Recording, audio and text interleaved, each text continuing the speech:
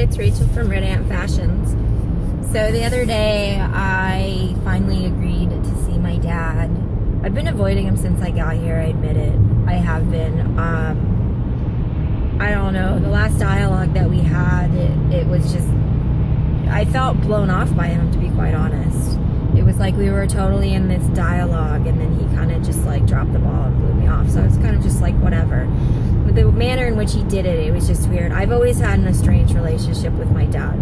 So I mean, I know that sounds small and insignificant, but it's always been estranged with my father. There's a tendency to treat me as if I am still that 17-year-old girl who's angry and frustrated at him. And so there's never really been opportunity for me to actually be me in the moment that I actually am. I'm held to this ideal of this teenage girl still in high school.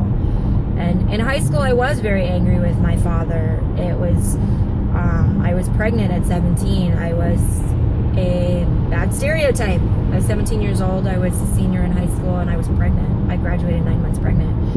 And it was the first time, it was like I'm about to have this baby bring this baby into the world, and I didn't want him to have my father's last name. And not because I don't love my father, but because the dysfunction that comes with that name. The men in that family are not the most healthiest of males. They're very dysfunctional. There's a lot of anger management. There's a lot of abuse. There's a lot of rage.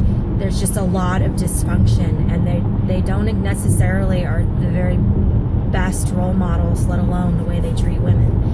So I knew that my son was going to be a boy.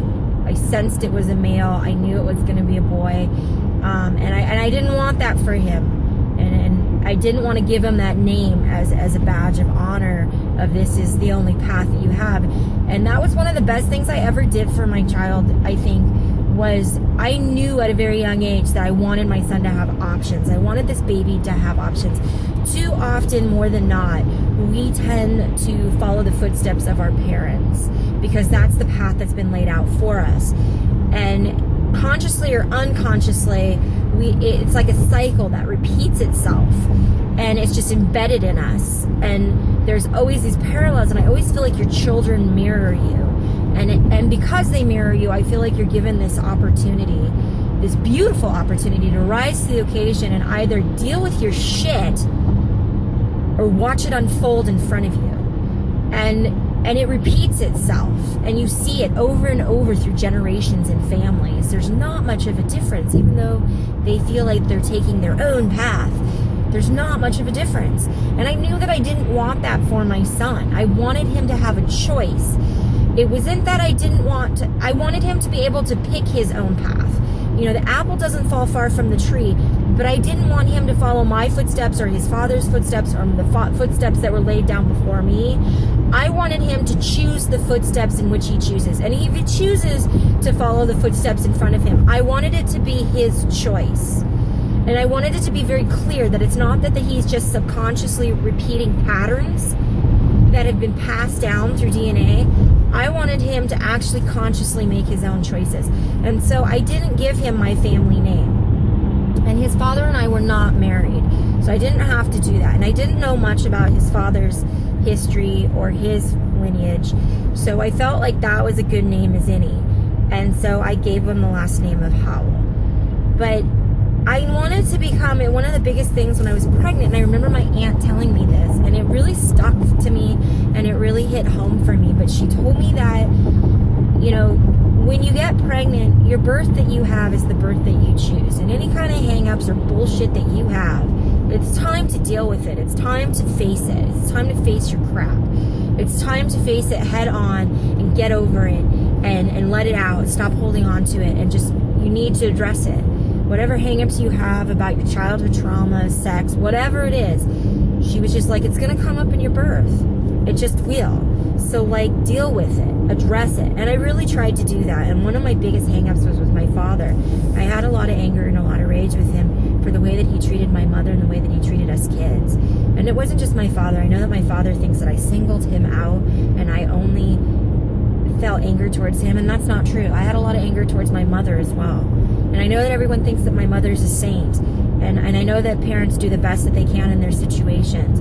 But I had a lot of anger towards both my parents. And it wasn't because they were bad, shitty fucking people and shitty parents.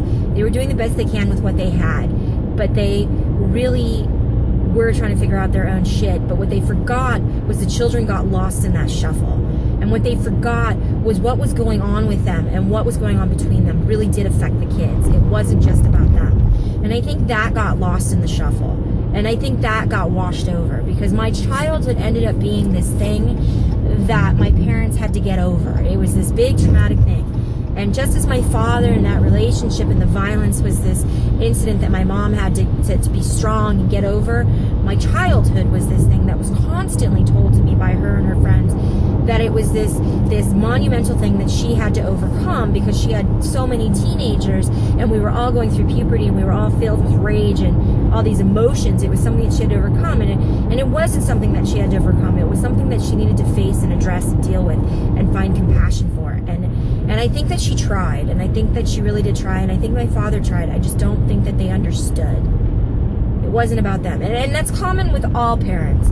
It's not just my parents. It's very common with parents that when your children has issues, they make it about them. It's about them and what a shitty parent they are, and it feels personal. And it's not personal. It's just not. It's about me, honestly. Welcome to being a kid. My anger, my rage was about me. It was about my parents, but it was about how it affected me. It's my feelings, my emotions. And so it was something I had to address, and I addressed it with my father. And I can't talk to my dad because articulating with him just turns into a full-out, blowout fight, and there's a lot of name-calling, and it's really abusive. You don't really feel like you ever get to say what you need to say because there's stones being thrown at you, and you feel like you have to defend your honor. And it's horrible. So I wrote him letters, and I told him how I felt, and my dad never really addressed it, never acknowledged my letters, and instead decided that I just hated him. That was literally how he took it. I hated him as far as he was concerned, and that's not true. I had a lot of rage comes from hurt. That's where children's rage comes from. Children show you their ugly side because they trust you the most. That's why they do that. So it was a lot of rage coming out, but where it came from was all of this pain that I was enduring and feeling and not knowing how to process and not knowing what to do with it. And I didn't want to hold on to it anymore. And I wanted to open up that dialogue. And it came out really shitty, and it came out really harsh, and it came out really abrupt. But, welcome to being a kid. Children are not the best at articulating what it is that's going on inside of them. It's just like this volcano that erupts. That's exactly what happened. And so he internalized it, made it about him, and it never got addressed. And ever since then, my relationship with my father has been estranged. I have never been close to him, and my relationship with him is literally dependent on whether or not I reach out to him and whether or not I literally make that relationship happen. And the moment I let go of it, he disappears because he insists that I hate him. So it's been very, very hard because I did let go of it for like 10 years. In the last 3 or 4 years, I've been really trying to nurture